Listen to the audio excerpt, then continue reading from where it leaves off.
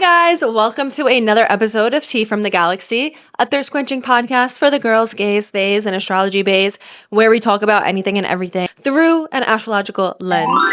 Happy Pride Month, guys! It is Pride, it is Pride. Can you believe that I've been doing this podcast for a year now? Because I started this podcast last June during Pride Month.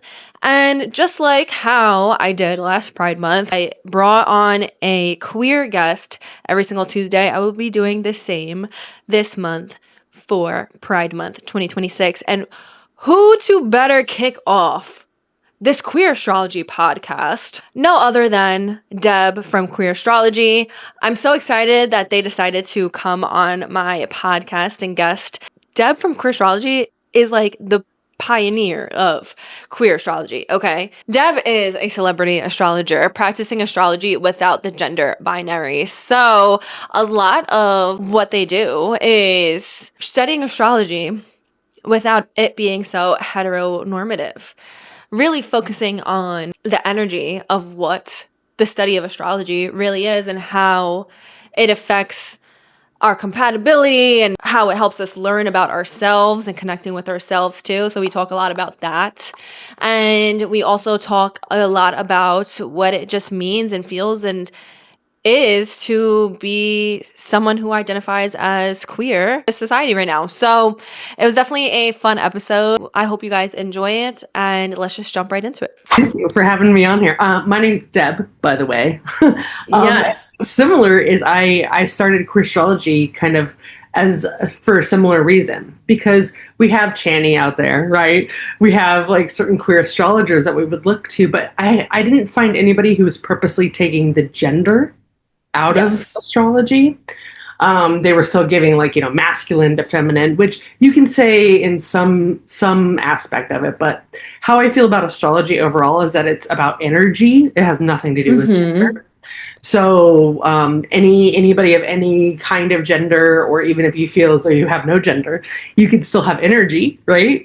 Yeah. So once I found that there wasn't really anybody out there that was purposely doing it, I'm like, all right, I'll do it then. So I started Queerstrology. And the interesting thing about it was actually about the compatibility thing, because I was a serial monogamist until I finally got a divorce from my late 30s, early 40s. And then I decided to have the extravaganza of, I'm poly, I'm, going to do all this craziness. And you're like, I'm free, baby. Yeah, and experience and all that. And I think that was also part of it too, was this like pleasure revolution that I was like, I'm like, it's okay to like seek pleasure, especially for anybody who has been told because of their gender identity they're not supposed to, or it's bad to, right? Mm-hmm. And I was using Mars and Venus to try to help, because it was so focused on Mars is male and Venus is female. Yeah. So I was trying to make it where they're neither, right? They're just energies. And at first I was saying your Venus is your bottom energy and your Mars is your top energy. Mm-hmm. But really it's just more about how Venus is you're surrendering, kind of about the things that you love and that you want to be able to be vulnerable around. It doesn't matter what your gender is, right? Mm-hmm. Anybody can be vulnerable, just like Mars is what you want to be in control of. Right? Yes. And everybody has tendencies and places that they want to be in control of. Mm-hmm. And when it comes to compatibility, like you were saying, I actually came up with this formula where everybody always concentrates on the sun signs in compatibility. Yes. And even for queer folks, we can at least do that, right? We can be like, oh, is my, do our sun signs, are they compatible? Even if they happen to have a gender related to them in the horoscope, right? Mm-hmm. We can still kind of, But the way that I do it is I actually ask people multiple choice questions, and there's 5 of them, and it represents your sun, your moon, your Mercury, your Venus, and your Mars. So all of those things are important things, and it asks you questions, which tells me which sign would be the best for you. Because you want, according to your ego, according to how you emotionally act, how you communicate. Mm-hmm. And a lot of people will just like, I'm never dating a Scorpio again, Yeah. I get that a lot. I hear that a lot. Or people will just come up to me and be like, you're an astrologer? What's the best sign for me? And I'm like, Yeah, and it's this is a loaded question. yeah, and I can't just tell you that because, but this at least gives me an idea of Yes. what they're looking for. And then of course in astrology there's only certain things you can have. So like as an example, say that they're into Cancer suns like yourself, right? Mm-hmm. But they also would be best with like a Sagittarius Mercury. Well, that's not going to work because you can't have a Cancer sun with Sagittarius Mercury. Yes. So that's why I'm there to help figure out which one would be the next closest thing to what they're trying to, you know what I mean? Yeah. And I can send them back. Like I usually on these, they're only $20 for these little synastry things that I do, and or find your matches they're called. And I send them back 3 of their best matches and the days that they were born for extra fun. Oh, I love that. But really, honestly, like let's just talk about compatibility in general. It's whether your crazies match or not, right? That's it. Because yeah, a lot of people, like when you're getting into relationships, and even especially being poly, and I'm still poly, even though I'm not really active poly. I have a nesting partner, and I haven't been seeking other partners recently. But that doesn't mean I'm not poly. Just like anybody in sexuality, doesn't mean you're a certain kind of sexuality because you're just with a woman at that point, or you're just with a man, or you're just with a certain kind of gender. Right? It's true. Yeah. So yeah, I try to bring that into astrology and all of those things that have to do with matching, because it's just about finding that person that your crazies match with and that you don't have to lie to. Honestly, communication is huge, is the biggest part in what I see. Honestly, so yeah, and someone who like compliments you, like that's a big point of looking at astrological compatibility too, and that's truly what it is, like finding someone who compliments you when we kind of do those types of readings. I love talking about compatibility. It's one of my favorite things. It's one of my favorite readings for other people. But what also about self-compatibility? Self-compatibility? What do you mean? Especially somebody like you who you're a Cancer sun and you have a Capricorn moon. Yes. Now you're not quite, almost on the full moon, but not quite, right? But yeah, you not have quite. that opposition from who you are at your ego, like who you're striving to be, and then your emotions, how they're the opposite of that. And ironically, right, Cancer is ruling the ego, and Capricorn's ruling the emotions. And for those of you who follow me, you know what I say about Capricorn moons. They go into the bathroom when they have a minute, when they have a time. Then they cry for a second, and then they yell at themselves in the mirror to get their stuff together and let's go, Yeah, and no one's going to see these tears because but you're a Cancer sun. So if something makes you if you get overly excited about something, you might cry, or if you're like happy about, like there's these things. And that's what I mean about understanding yourself. Because like when I do full synastry readings for folks, I make them do the individual readings as well. Because I think it's important to understand who you are as a person before you try to be anybody else. And that's 100%. Astrology in general. I'm a researcher, so I like to have the actual information as much as I can, because they call astrology a pseudoscience. So there's not actual science in it, and that is not true. There's so much in it, and there's so much like pattern recognition too that I tell people. Absolutely. And if you think about it, I mean, we're made of the same stuff stars are made of. Right? All of us are made of the same thing. The sun affects the earth. We have different seasons. The moon affects the tides. How are you going to say that the movement of those things don't affect us as well? They obviously Exactly. Astrology is about energy, like I was talking about before. Yeah. So is all religion. That's all it's meant to be. It's all about representation for you to look towards something, to be a better person because of XYZ, right? Whether you think that that's real or not, that's up to you, right? Whatever the energy is that you want to, you might call it God, but I call it the universe. This person might call it Allah, but I call, you know what I mean? So it's all where we want to be guided from. So to like knock other people's isn't necessarily the best idea, in my opinion. Everybody can kind of believe whatever they would like to believe, but as long as you're not trying to hurt others or affect others negatively in the sense of, my beliefs are better than yours, which is, let's start pretty much every war we've ever had, right? Yep. Yeah. Which why I love astrology is because it shows or showed me throughout the years how connected we all are, like as Absolutely. humans, but to nature and to animals and just everything around us. And yeah, division is one of the worst things, I feel like. Yeah. I mean, where do you think the personality traits for the signs came from? They had to come from somewhere, right? So they might have been associated with the people who they were named after, right? Like in Greek mythology, but also just things of like the times of year that people were born. So like as an example, like Sagittarians are born in the fall when there's lots of harvest and things like that. Sagittarians tend to be larger people. They tend to be more exploring because the weather allows them to do that. Do you see what I'm trying to say? Yeah. Versus a Pisces who's born at the end of winter, they tend to be smaller, more about using their brain instead of traveling around. Do you see what I mean? And those things have just evolved with that. But it's all energy. It's still just energy that exists. So the better you know your birth chart, the better you understand yourself, and you can use your energy to kind of obtain things you would like. Yeah. I say people who are asking about astrology are already putting their intentions in the right place, right? Yeah. No, 100%. Trying to figure it out. Do you find a certain sign or aspect that books a lot of birth chart readings with you? Because I have one in my back pocket that I can think of. That's interesting. Like very aware of it's themselves. Usually around their birthdays.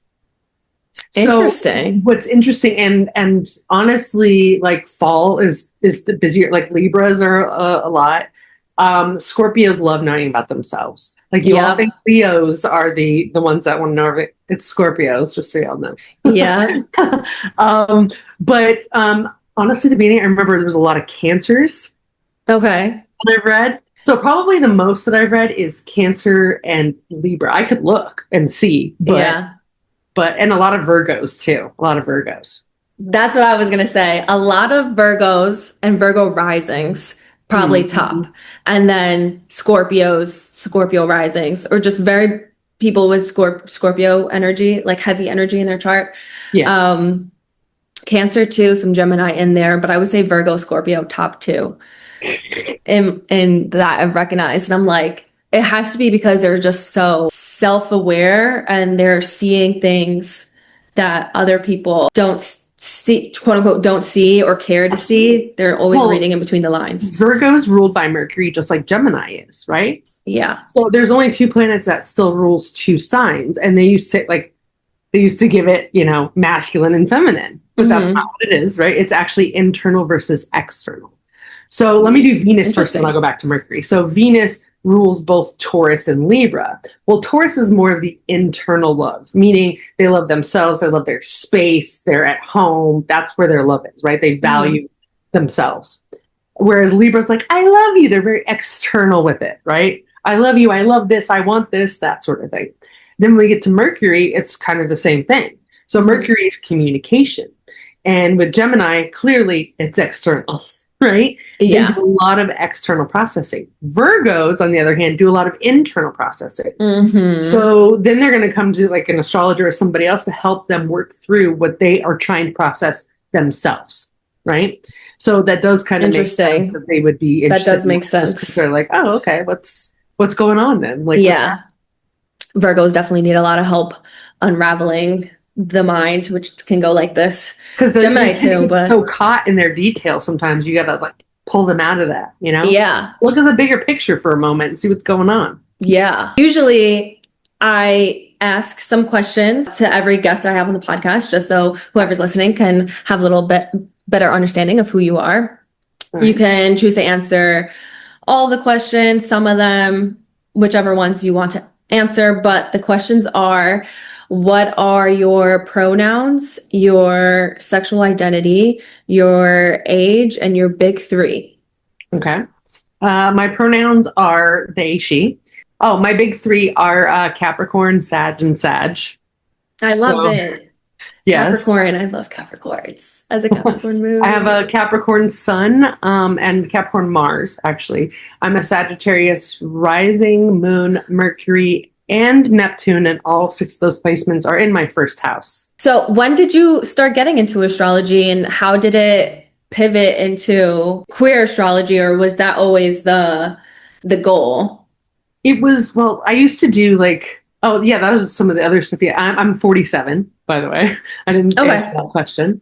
And what I used to do, I was actually a marketing person, like a marketing director for architecture and engineering firms.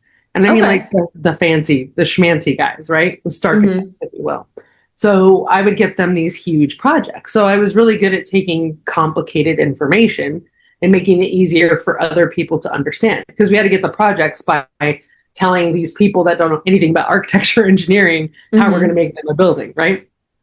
So I used all that information. I have a degree in graphic design, and so that's helpful in making all these different things that I get to do in my videos and things like that. 100%. And then during COVID, when COVID was crazy, I was like, I'm going to get more into the astrology stuff. And like, that's when I started looking for the queer astrologer thing and more of that stuff. And then wanted to start Queerstrology. So that's how it began. And then I'm like, I'm going to push on it now, because as I'm learning more and more, I want to tell other people about what I'm learning. Yeah. So I started doing that, and then it just grew and grew from there. And I got to read Margaret Cho, which was really awesome. Cool.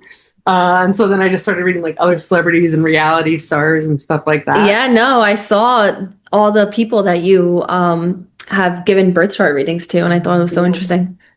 So yeah, like and other astrologers too. I have tried to get Chani to let me read her twice. She said no both times, but I'm trying. I'm still trying. She's a whole sign one, so are you more Placidus, or you lean towards reading Placidus? Yeah. Okay. Yeah. But I understand the difference, which is usually interesting. Most people don't understand the difference. I explain that in my lives. I try to go live once a week on TikTok and teach how to read a birth chart. So, and oh my gosh, I almost forgot. I have a book coming out. I was going to ask you about that. Yes, I was and we can talk more about that at the end. But it's the ebook comes out this Friday, which is the 15th, May 15th, for those of you listening to this at a different time. And the paperback comes out the following Friday on the 22nd. And it's a reference guide thing. It's not like, do you know how you get astrology books and there's just so much information in there? You're like, I just want to know X, Y, Z. That's what this book is. Like, you're like, I love that. Here's its symbol. Here's what it means. Here's its element, that sort of thing.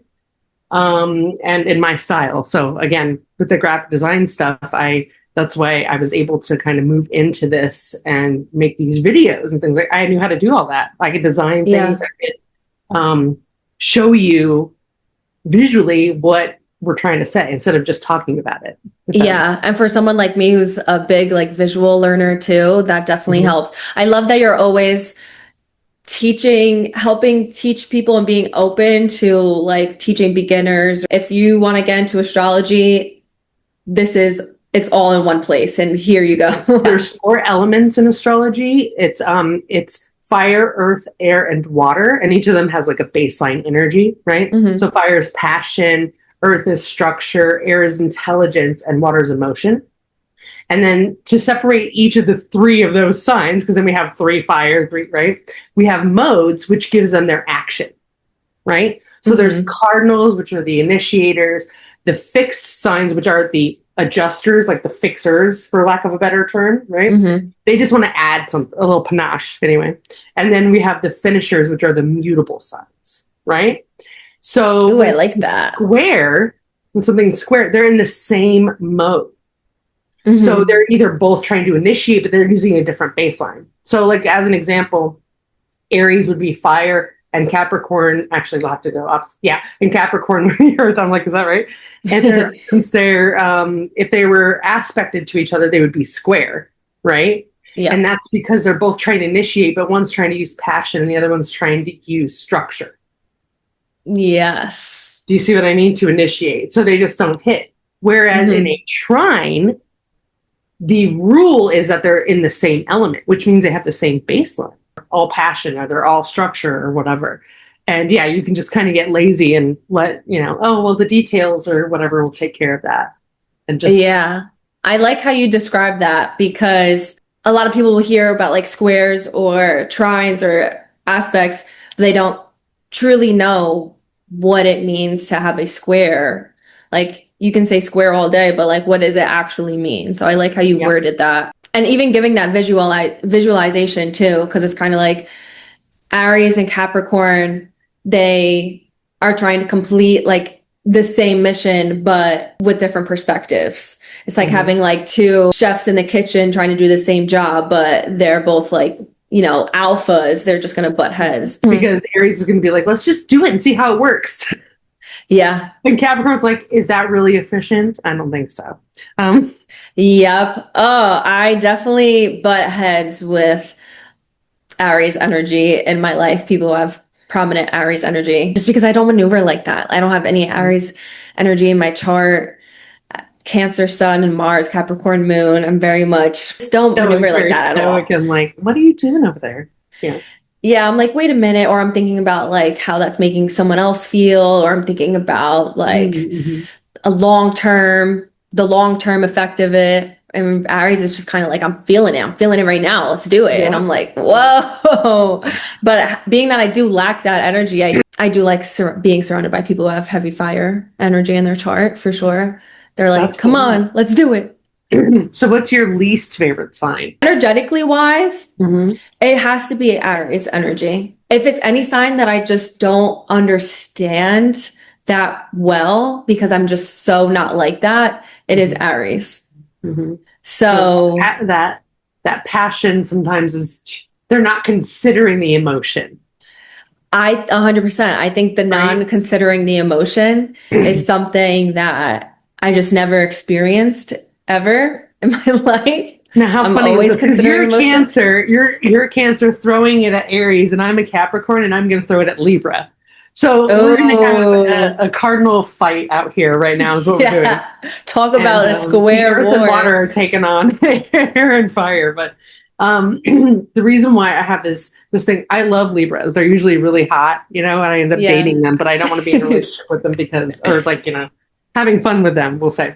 Because when it comes to making a decision, and if they stall for 2 seconds, I'm going to lose my mind because of Capricorn efficiency, and then the Sagittarius energy on top of that. I boss them around and they like it, which then pisses me off because I don't want them to like it. You know what I mean? I want them to be mad at me or be like, don't treat me like that or whatever. And they just do it. So I can't with Libra. That is very true, honestly. Libra's indecisiveness can definitely piss me off. I'm like, just make a fucking decision. I don't mind like wearing the pants or taking the reins on certain things. If someone is really going to be that passive or that indecisive, I'll be like, all right, now it's my say. And if you have that much of no say, and then you should be fine with whatever decision I'm making then. Well, what's your favorite sign though? My favorite sign, I have a love-hate relationship with this sign. Oh, and hate is a strong word, but I do love and I do appreciate very heavy Capricorn energy. Possibly because it is my moon sign, but I'm a big acts of service girl. And Capricorn's just resourceful, aren't they? Yeah. Yeah, they just, they just know how to. And also, I think being that I have a Capricorn moon, I can see right through like the Capricorn energy of putting on the stone cold front, but like actually being a big baby, like on the inside. Yeah. So I think there's just like that unsaid kind of understanding always with Capricorns in my life. But also Leo. I love the energy of Leo too. I love the confidence of Leo. Yeah, Leo is actually my favorite. Yeah, I would say. And a lot of people, like I said, a lot of people give them the ego thing, right? Like, I mean, they're ruled by the sun. The sun represents your ego. But the ego for them is actually if you hurt their ego. So if you hurt it, they will forgive you, but they'll never forget it happened. Like they'll hold it and back in the log. You know what I'm saying? But they'll be friendly to your face. It's fine. Like no problem. Unless they need to use it. 100%. But they are seeking adoration. So they do want you to notice that they've done something. So it's not just like, hey, you look so good today. It's like, oh my gosh, you wore the perfect shoes that match the wand you're carrying today, whatever it happens to be. Yeah. They just want you to notice like certain things that they've done on purpose, that they've worked for doing. Oh yeah. And that's what makes me 100%. like them. My nesting partner is a Leo, sun. But we have opposite risings. She's a Gemini rising and I'm a Sagittarius rising. Oh, okay. It's pretty interesting. Like when we get into conversations, I'm like, in my experience, and she's like, I'm telling you, I have gone through the information. And I'm like, it's not the same thing. Yeah. That's the only thing. And then, but we realize that about each other and we can work through that. But that's why I like Gemini and Sagittarius dynamics though, because I have a Gemini Venus. I love a Sagittarius Venus person. And you're pansexual, big surprise. Anyway, go ahead. Yeah. That's something I was going to talk to you about. I was going to say, in your years of doing studying different charts, do you find certain placements to be identify as certain, people, like for queer people, if you will? Yeah, queer people, like Gemini, Venus, Sagittarius. Yes and no. Like Venus. I did like an article for some UK paper or something about this, but yes. But like even in the ones that I found, like I don't even have half of them, and I'm clearly pretty queer. But that being said, the biggest one that I've noticed is having some sort of air sign around your 7th house. So it or some placement that has to do with air, like something like that is usually a big indicator that there's some free flow when it comes to relationship styles. It's not typical. Interesting. Also, obviously Aquarians as well, which is especially that air, Yeah. But and Libra a little bit, but Aquarius and Gemini are the most around that area. It's the combination of things within that person and what's going on with their particle entanglements, basically with these planets and stuff like that. So that's why no person's the same, not even twins. And not even twins, 100%. I did like a research thing on that as well. I had people who were twins, like, I ran this thing. And what I figured out is that what's interesting about them is they're exactly the same in some areas. Like if we could put like a little check note, and if we had to, like, that's not how it works. But if we can put like a little checklist of their placements and be like, are you this or this? Because everything is it's a double-sided thing in astrology, right? There's low vibrations and high vibrations of every part of it, right? And so what's interesting is they'll either all click exactly the same in some places or exactly opposite. There's not really a gray area in between for them. So like they'll both have a similar ego, but totally different emotional states, like the opposite of that sign for each of them, things like that. And the ways other people used to do it are just by like the few little degrees, but degrees in the grand scheme of thing, there's a few really important ones, but it's not that big of a difference. So not even that shows me exactly what I think about, queer placements in your chart. I think anybody has the possibility. I actually think all of us are very fluid, like sexuality is fluid, and it's life experiences and things that you've been through. That's why I think that it's more flowing and open now, because it's society in general. It's more open and flowing. So sure, people can express that way. I think just before it wasn't allowed to be expressed. So even expressing a little bit was a lot, let alone, going to a certain extent. For sure. One of your things was how I identify. And I identify as a lesbian queer, which means, because I had to go through that phase, I'm 47, right? So I'm technically one of those the old queers. And a lot of the thinking that older queer people had was really different. The hate against, not hate, but like the little bit of the edge against bisexuals or things like that, right? And I just wasn't that person. So I really strongly identify as a lesbian. I think we're lesbians because it was so hard to be that. Like we had to come up with some sort of, here I am, here's what I am, so that you can recognize me. And also being protective of, like, I feel like a lot of people who identify as lesbians are very protective of that title and as well. Because it took us so long to get to that point. Yeah. But then at the same time, like now I don't like that, because as I was being my little slutty self, right? I slept with trans men. I slept with trans women. I slept, you know, so am I no longer a lesbian because I slept with a trans man? Yeah. Do you see what I mean? Now, Mm-hmm. it's however you want to self-identify. That's why I say I'm lesbian queer, meaning, or vegetarian. I don't know what you want to call me. It's I not even love that because that. like I don't even Vegetarian. feel okay saying that because some of these trans men don't consider having a vagina. Yeah. Right? So that's what I mean. I don't want to. That's why I have adjusted myself to not be just a lesbian, but a queer.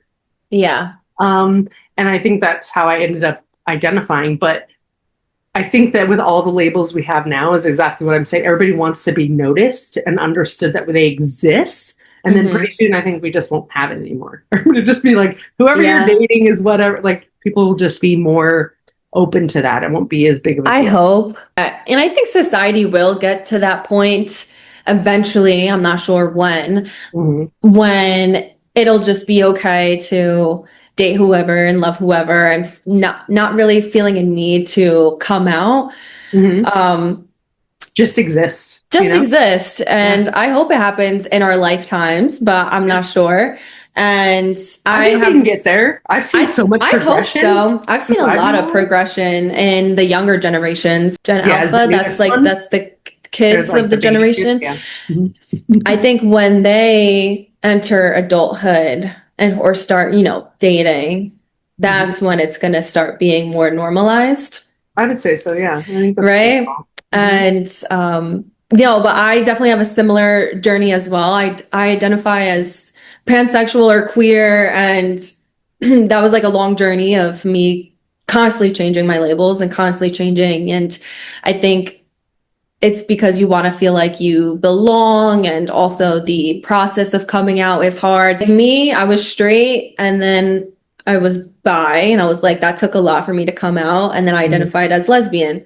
And then I got feelings for one of my guy best friends, and even though it didn't turn into anything, I was like, me getting these romantic feelings doesn't make me lesbian. So I was very much going through a identity crisis. And then after that, I was like, you know what? I'm attracted to anyone regardless of their gender.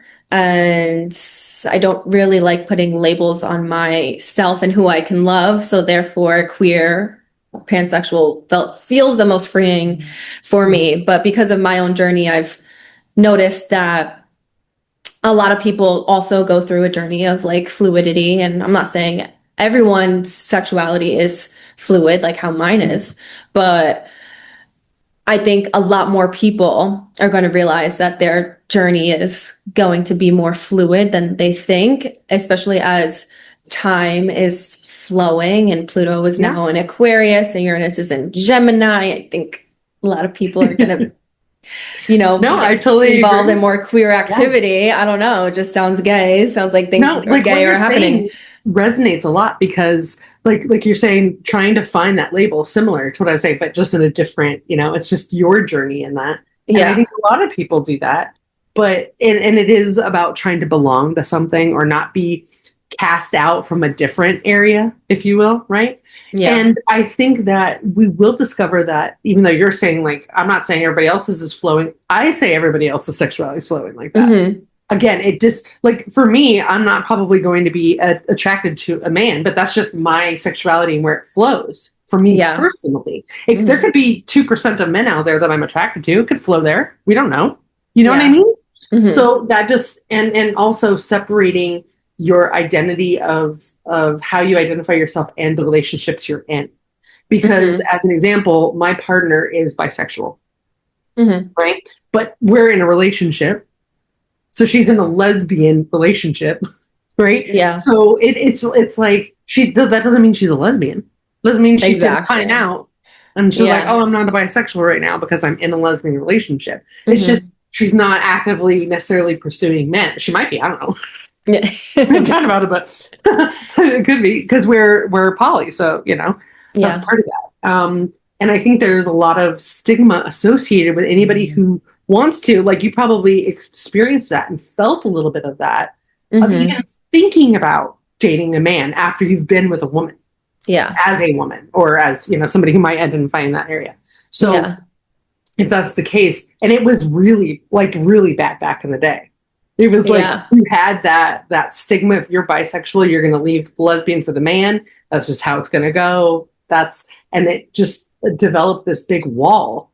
Yeah. And now I think it's starting to break down some, but A little it's bit. still I there still a little think bit, it's you a know? big stigma. And that was my identity crisis a little bit, and feeling like I need to be like, hey, lesbians, I'm actually not just lesbian. Like, Yeah.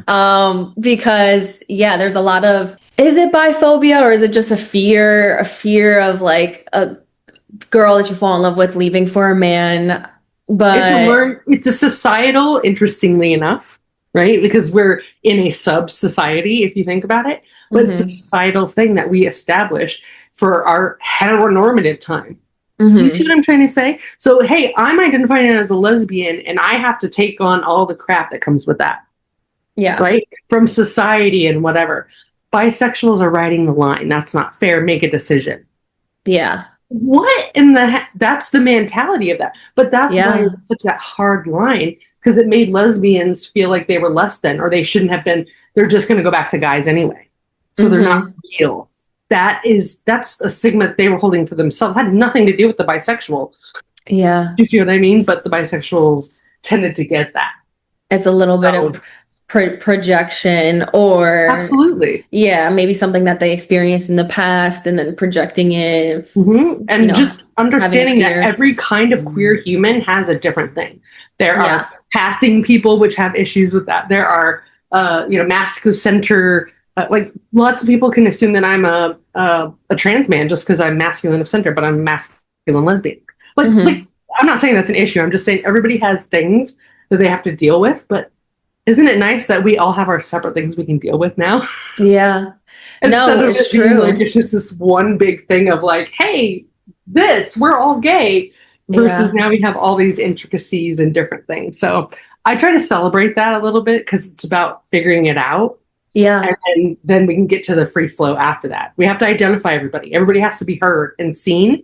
And then Hmm. we can kind of open it up for discussion, if you will. You know what I mean? For That's how it sure.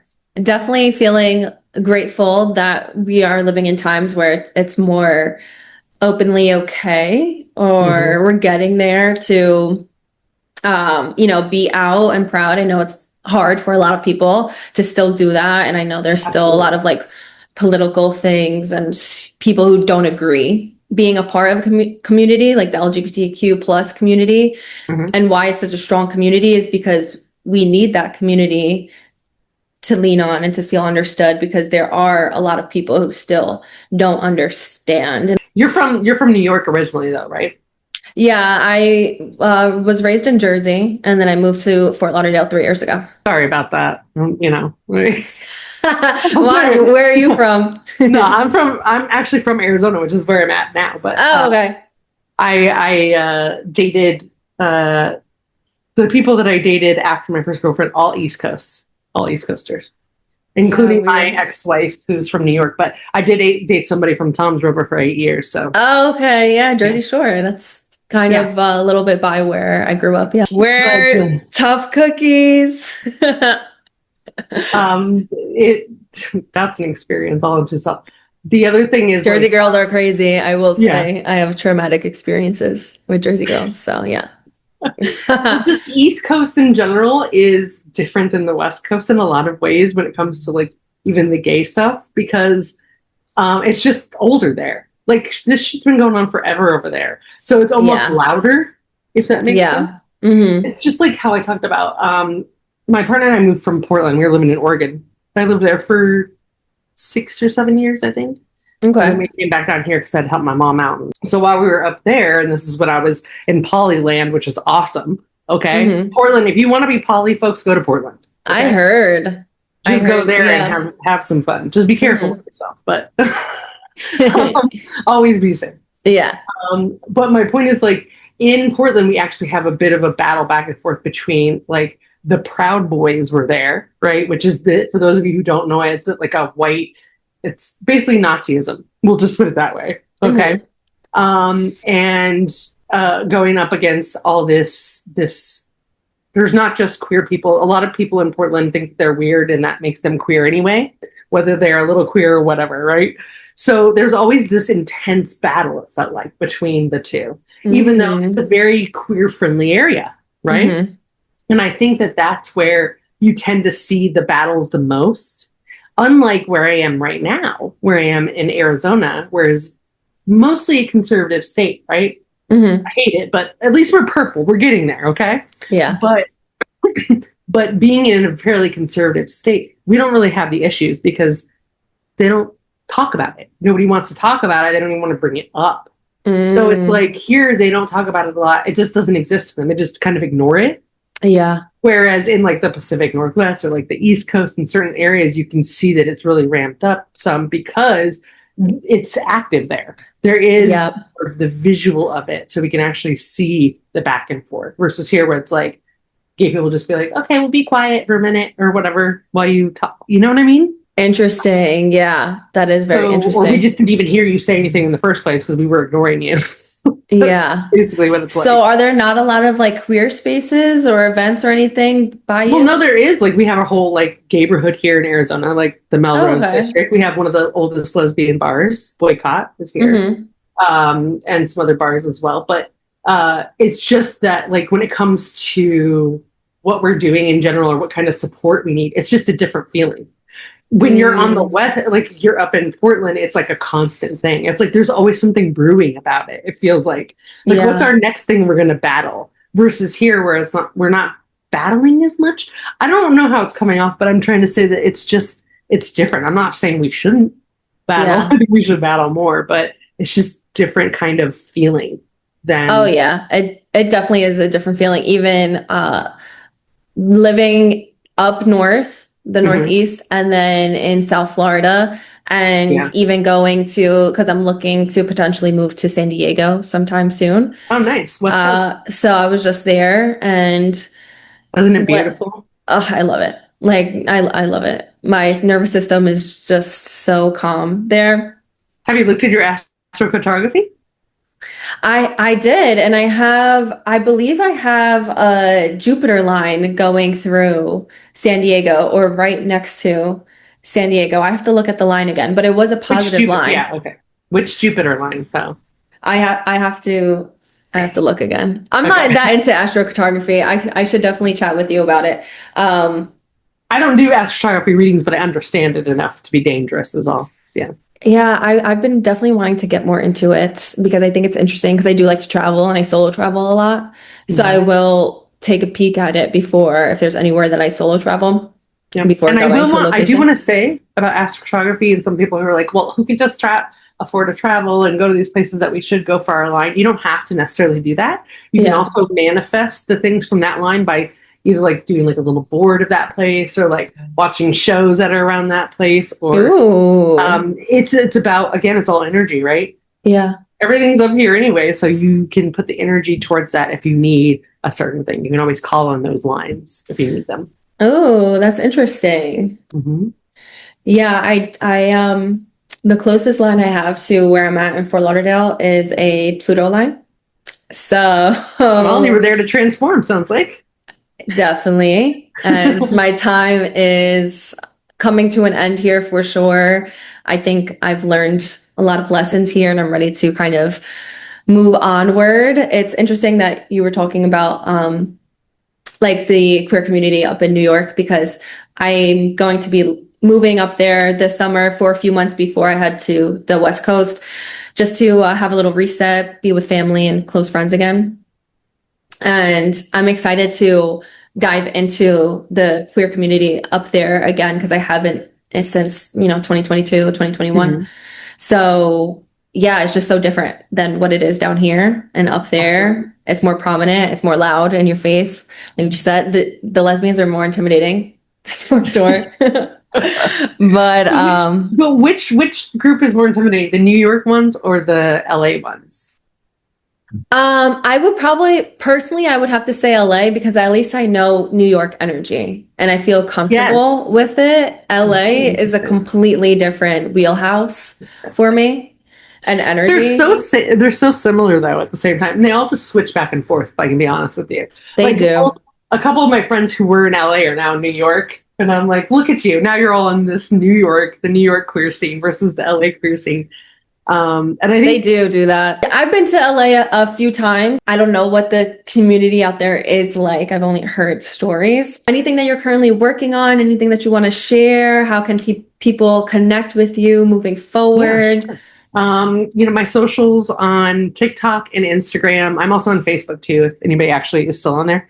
Um, I also have a YouTube channel, and on my YouTube is where you'll see like the longer videos of like the readings with celebrities or reality stars and things like that. Yeah. You want to check some of that stuff out. But basically, I like to teach, so that's what I do on TikTok. I try to go live about once a week to do teaching session on there. So make sure you're following me on TikTok if you're interested in that. I love that. I do readings. I'm starting to wean those off a little bit because now the book is going to come out. So basically, we'll go. I'm excited for that. Yeah. So I'm kind of trying to concentrate more on the book stuff at the moment. But I do those little find your matches and even compatibility summaries as well. And it's all on my link tree. So if you mind putting my link tree in here, everybody can find all of that stuff. Yes, I definitely will. The book, the shop for any kind of services I provide, fun little calculators and stuff like that too on my link tree. But yeah, that's kind of the main push at the moment. So awesome. I will definitely link all your socials and your link tree down below for everyone. Thank you again so much for coming on this podcast. It was such a fun episode. I loved our conversations. It just flowed. I don't want to take up too much of your time, but thanks for having me. I really appreciate it. Yeah, of course. I would definitely love to connect and collab again, or even if we hop on a live together or something, I feel like it would be really fun. Yeah, absolutely. That'd be really cool. For sure.